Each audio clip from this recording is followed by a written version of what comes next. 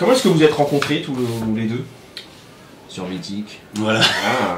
Tu sais que... Attends, mais sans déconner, j'y ai pensé hier soir à cette vanne. C'est vrai? Ouais. J'y ai pensé hier soir, j'allais la sortir et toi tu me la sors là. Sur le Mythique de juste la avant BD, moi, ça quoi. veut dire qu'il a fait ça. Sans déconner. Non, mais c'est vrai, Rod, il postait de temps en temps des pages qu'il a fait pour un collectif ricain qui s'appelle Flight Comics. Et j'ai vu une de ses histoires sans parole qu'il avait postée et qui me paraissait vraiment être pile ce que je voulais pour ma révérence. Donc en fait, je l'ai contacté via le forum de Café Salé pour lui dire que j'avais un scénario à lui faire lire, parce que ça n'a l'air de rien, mais je me suis un peu fait chier à trouver un dessinateur pour ce bouquin-là. Il y avait quelque chose de particulier que tu cherchais? Bah oui, je cherchais ça, mais c'est pas facile à trouver, c'est-à-dire en particulier une qualité de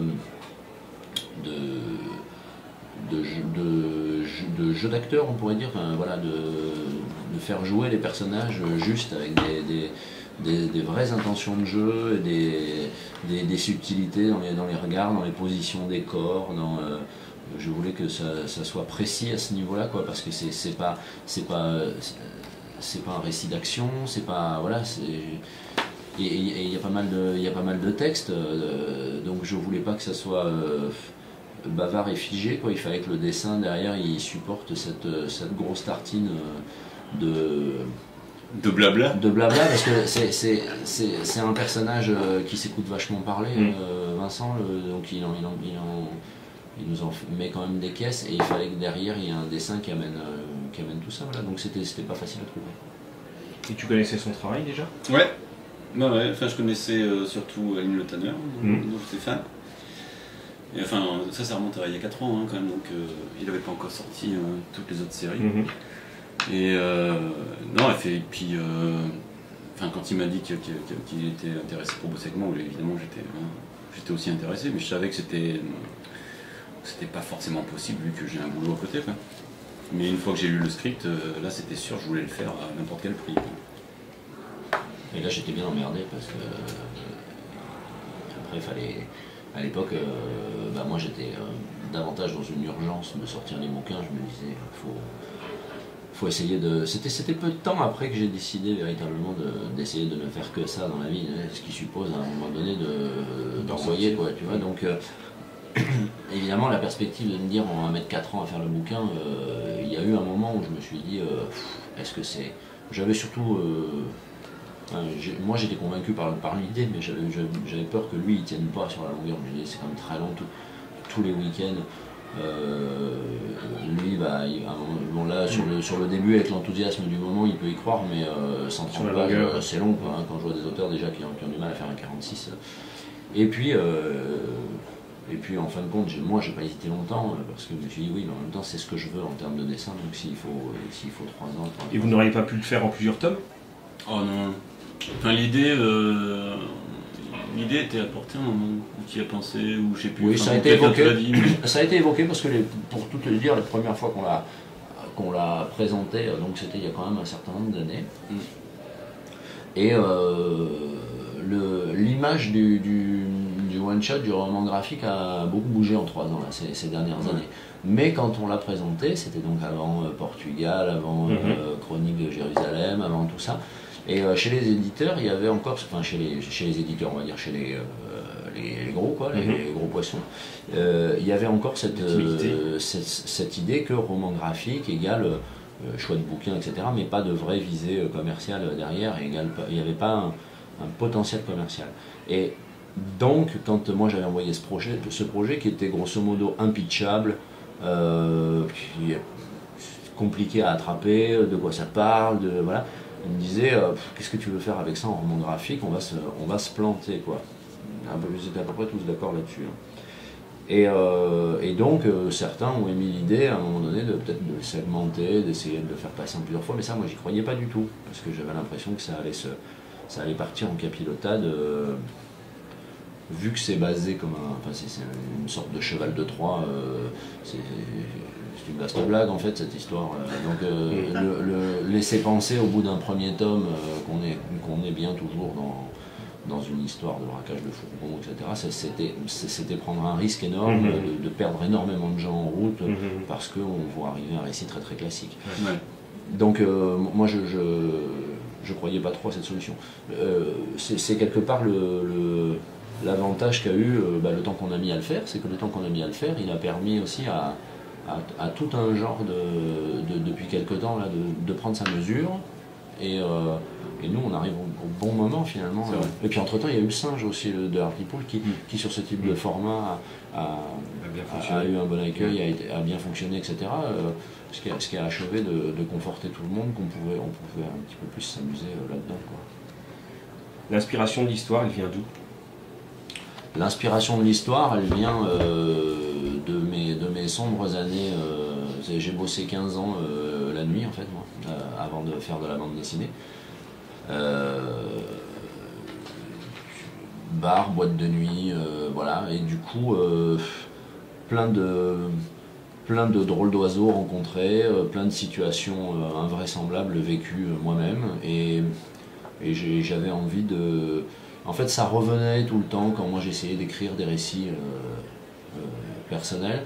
Toutes ces histoires remontaient systématiquement à la surface et je sentais une espèce de besoin de les raconter.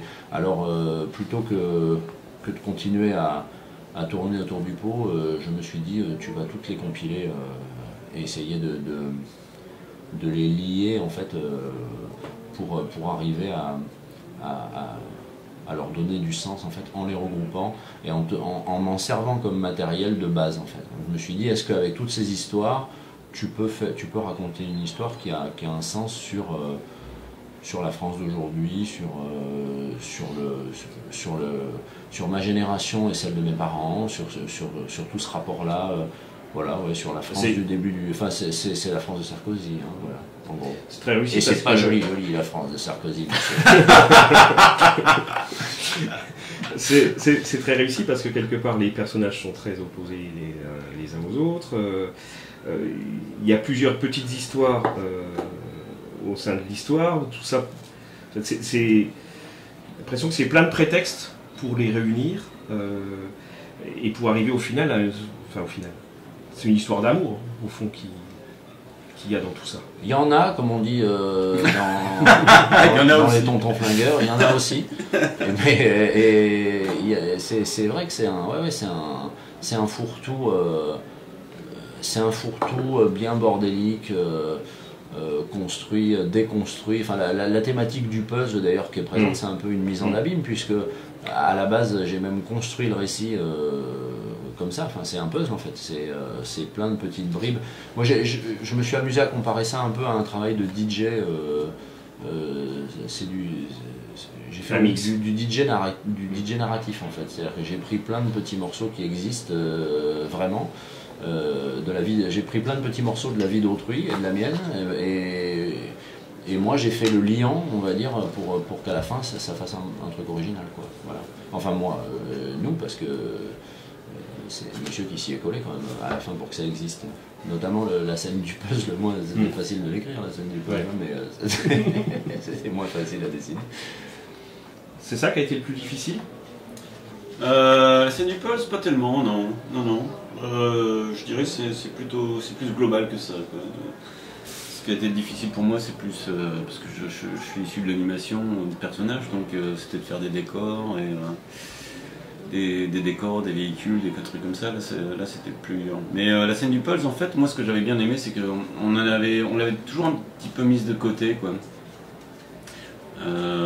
Parce qu'en fait il l'avait écrit en sachant qu'il voulait la réécrire ou la peaufiner ou l'élaborer davantage, et moi je l'ai prise telle quelle, quoi, dans le script. J'ai prise telle quelle avec ces bribes de dialogue ou de situations décrites qui sont juste des bribes, et en fait comme ça marche super bien parce que c'est narré par Bernard au coin d'un bar après quelques bières directement à Vincent, donc je trouve que la narration marchait super bien comme ça, et quand je lui montrais des planches, en fait il me dit ah non mais attends c'était juste placement à autre chose.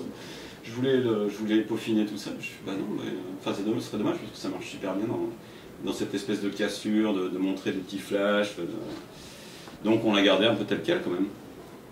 Et sinon, le coup des pulses, ouais, c'était assez marrant à faire, surtout que je sais pas si tu as remarqué, mais les pièces sont très grosses au début, et puis plus on rentre dans l'histoire, plus elles s'affinent, elles se rapetissent, et plus on a de pièces. Et j'aimais bien aussi lier certains éléments, comme là les draps de la Black qui est morte, qui se transforme en la mer, ou alors là la première rencontre entre Bernard et Françoise. J'imaginais ça en 360 avec une caméra dans un bal, et puis en fait on les retrouve tous les deux se marier, faisant partie de la même fête, quoi. Ouais. Et amener aux gamins, enfin des trucs comme ça un peu cinématographiques qui me plaisaient bien. Bah, le scénario était déjà très conçu cinématographiquement, donc c'était assez facile de le visionner, quoi. Vous travaillez sur quoi pour faire ça? C'est sur ordinateur ou c'est sur... Tout le storyboard était à la main. Tiens. Sur un petit carnet en fait. Sur un petit carnet. Sur un petit carnet qui était vachement bien parce qu'en fait il me donnait la liberté de l'avoir dans les mains un peu tout le temps. Et surtout quand j'étais en voyage. Donc j'avais commencé juste après avoir lu le script, j'étais encore en promotion sur Kung Fu Panda et voilà, j'ai pris ça dans l'avion, donc 15 heures d'avion de gratter avec le script sur les genoux. Et puis ça me permettait aussi de tout scanner, d'envoyer ça à Lupano pour son approbation, quoi. Et puis aussi quand on s'est rencontrés quelques fois en France pour en discuter. Ça permettait d'avoir ce truc dans les mains et de faire ça sur les genoux, un peu en laissant toujours quand même un truc assez rough, mais c'est toujours un truc assez rough pour pas avoir le sentiment de me répéter à l'exécution. Donc après j'ai scanné toutes ces planches et je les ai réimportées sur Photoshop, réagrandies et redessinées, une fois que j'ai mis les lettrages, enfin les bulles et tout ça, donc je recadrais, je changeais les compos, des fois la mise en scène aussi, ou les angles pour des trucs qui marchaient mieux quand j'avais une idée de mise en page qui était un peu plus adéquate. Et voilà, quoi. Et dès le départ, vous connaissiez le format final de la BD? Pas du tout. Pas du tout. Et ça, c'est un frein, c'est un avantage non, mais dans le script, c'était déjà décrit par ce nombre de vignettes un peu plus proche du comics. Et moi, ça me plaît vachement plus. C'est toujours comme ça que j'ai bossé pour les petites histoires courtes que j'avais fait dans les anthologies, là. Un peu ce même format de à peu près 7 à 8 vignettes par page. Et je trouvais que c'était assez aéré, ça me plaisait bien. Enfin, c'est un peu le format qui me plaît, quoi. Donc pour moi, c'était parfait. Donc en fait, qu'est-ce que j'avais fait au début? Je crois que j'avais regardé des planches de Baudard, j'avais mesuré. Et puis pris les mêmes mesures. On vous remercie d'ailleurs. Maître Baudard, devrais-je dire. Mais voilà, quoi. Enfin, la mise en scène, c'est quasiment la même, quoi. Ça a été...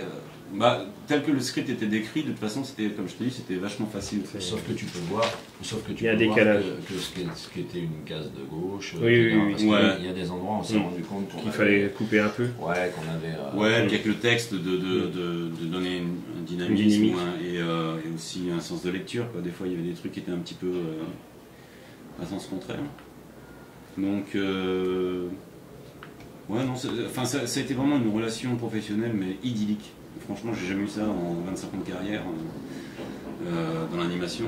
Là, j'avais pas à m'occuper j'avais pas à satisfaire des producteurs, des execs ou n'importe quoi. C'était juste Lupano et moi le dimanche, en prenant mon pied tous les dimanches à faire ça. Et donc, je lui ai envoyé la planche le dimanche soir et lundi matin, j'avais une réponse généralement positive. En tout cas. Enfin, on a toujours été d'accord sur tout, parce qu'on ne sait jamais... Ouais, y compris d'ailleurs quand on voyait qu'on avait merdé, quand une scène était en dessous, ou mal ficelée, ou trop bavarde, ou qu'il fallait redécouper, etc. En général, ça nous apparaissait assez facilement. En fait, on avait vraiment la même vision du bouquin hyper tôt, même au niveau de ses recherches de personnages et tout, quasiment les premiers dessins qu'il a proposés, c'était dans le mille, enfin c'est ce que j'avais imaginé, donc c'était vraiment cette ambiance-là, quoi. Ma seule préoccupation au début, c'était justement sur ça se passe, on voit bien que ça se passe dans une espèce de petite ville de province, un peu grisâtre, probablement du nord de la France, etc. Et ça, moi je me demandais si, vivant sous les cocotiers à Los Angeles, il allait réussir il allait réussir. Mais bon, en réalité, oui, parce qu'il connaît, tout ça très bien. Voilà, donc c'est... Bah, au départ, ouais, le script, quand j'avais lu le script, dès les premières planches ou dès l'introduction du script, c'était que ça se passait dans la banlieue de Grenoble. Et là, je lui fais ah oui, mais ça, là, je connais pas. Je suis jamais allé, je connais pas. Par contre, si tu veux faire un truc Picardie, banlieue parisienne, ça je connais plus quand même. J'y ai passé mes 18 premières années, donc c'était un peu l'ambiance que je voulais, quoi, un peu le plat pays qui est le mien, quoi. Et au final, vous êtes ravi du résultat? Ah, alors là, ravi, puis en plus son frère a fait les couleurs, et pareil, relation idyllique, quoi.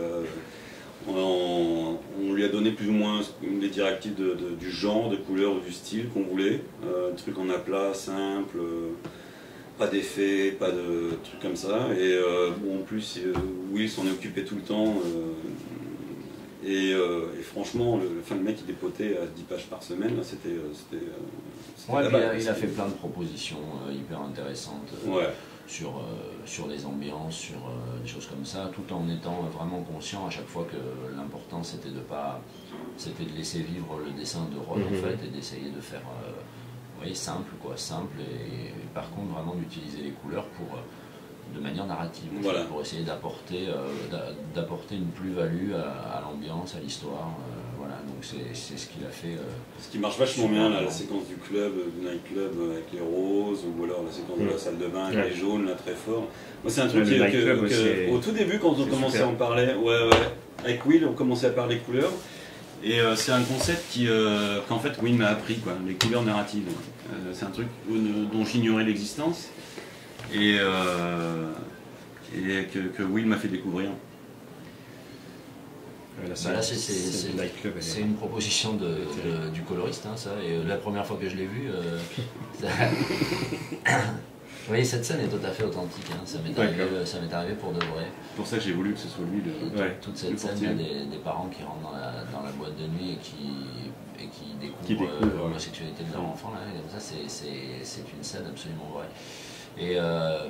Et là, quand au hasard, le coloriste, là, il a fait les premières versions de cette page et qu'il m'a proposé ça, au début, je me suis dit, mais qu'est-ce que c'est? Et en fait, j'ai trouvé que c'était vachement audacieux et super efficace, quoi. Ouais. Voilà.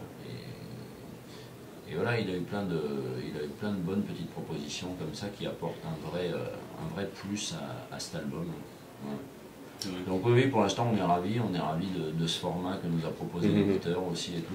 Même les couves, Will avait l'idée de cette couve là, des deux personnages avec le titre en travers. Et donc j'ai fait le premier rough en suivant son idée. Et on l'a soumis à Delcourt et tout de suite ils ont adhéré, quoi. Donc franchement c'était une facilité.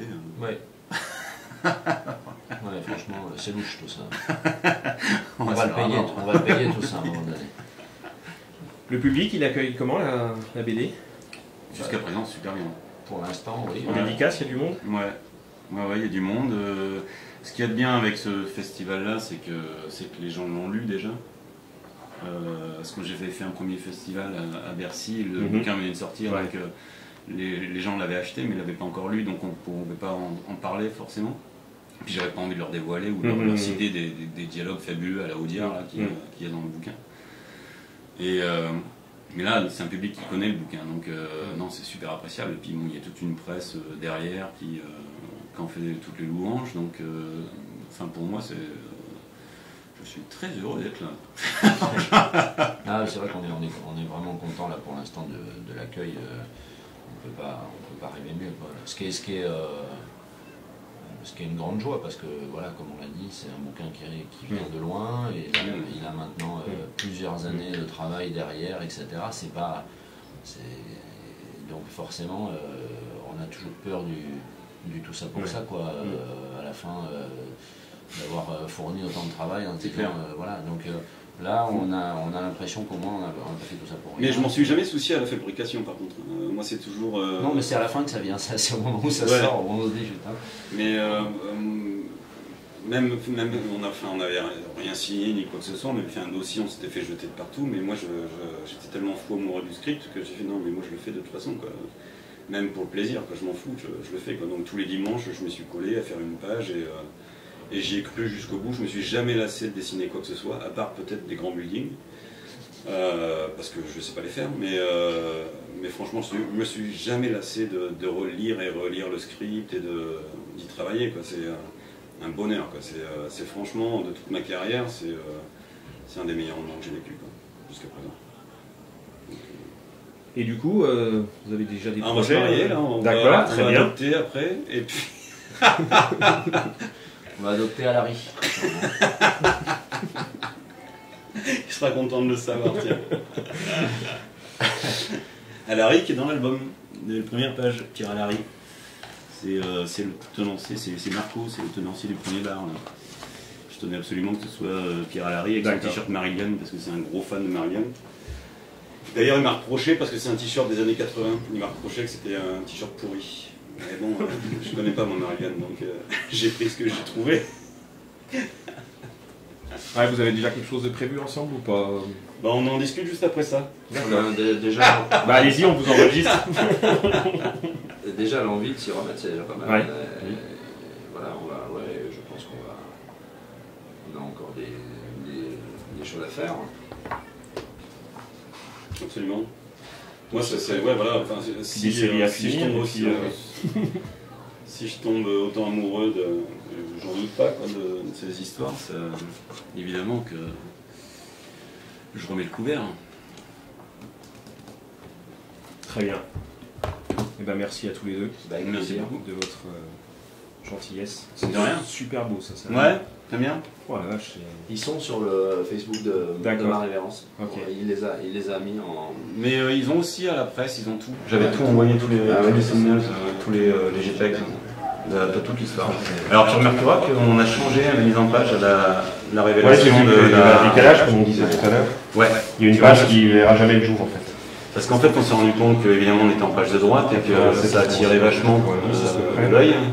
Bah, c'est la découverte dans la salle de bain là. C'est juste après. C'est la page. Ouais. Encore. Ça là.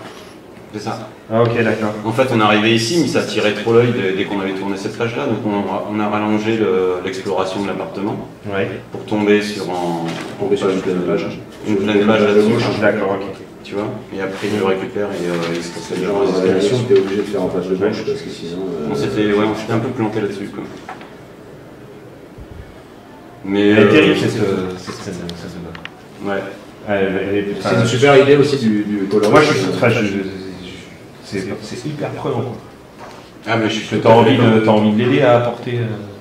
Ah mais je suis tout à fait d'accord. Et moi tu sais, déjà la première lecture, la deuxième, la troisième, en faisant le story, et l'exécution des planches, moi la révélation de Gabi quant à son gamin, son propre gamin à la fin, là, quand tu sais moi, lui tu l'as sauvé, putain à chaque fois ça me tire l'air, c'est une perfection de twist, mais tout en subtilité quoi. Je sais en particulier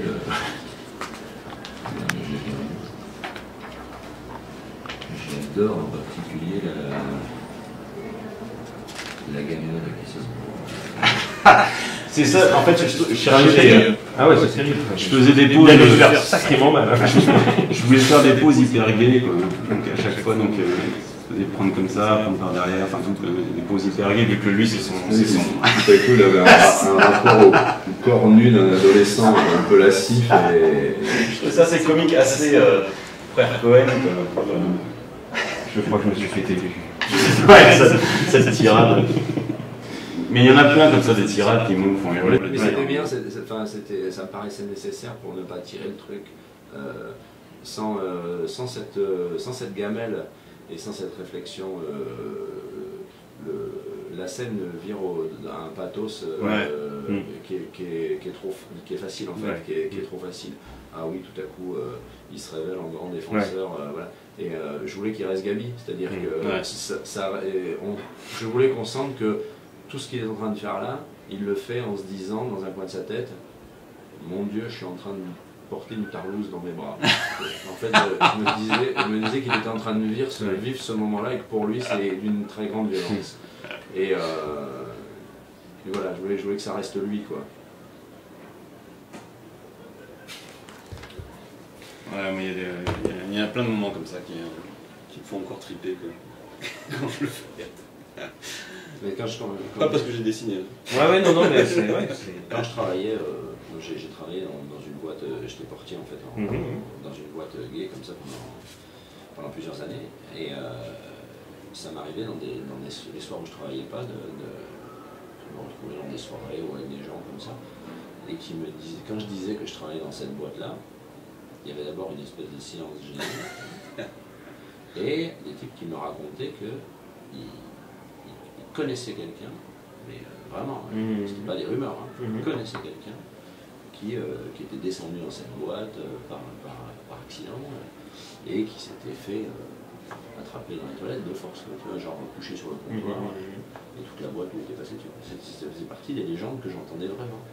Il me dit, ah si, c'est arrivé à quelqu'un que je connais. J'ai dit, c'est ça, bien sûr. Ouais. Bien sûr. Mais je serais curieux de le rencontrer. Je serais curieux de le rencontrer, ça m'intéresse. Ouais. Mais il y a toute cette fantasmatique autour de ce qui peut se passer dans une boîte.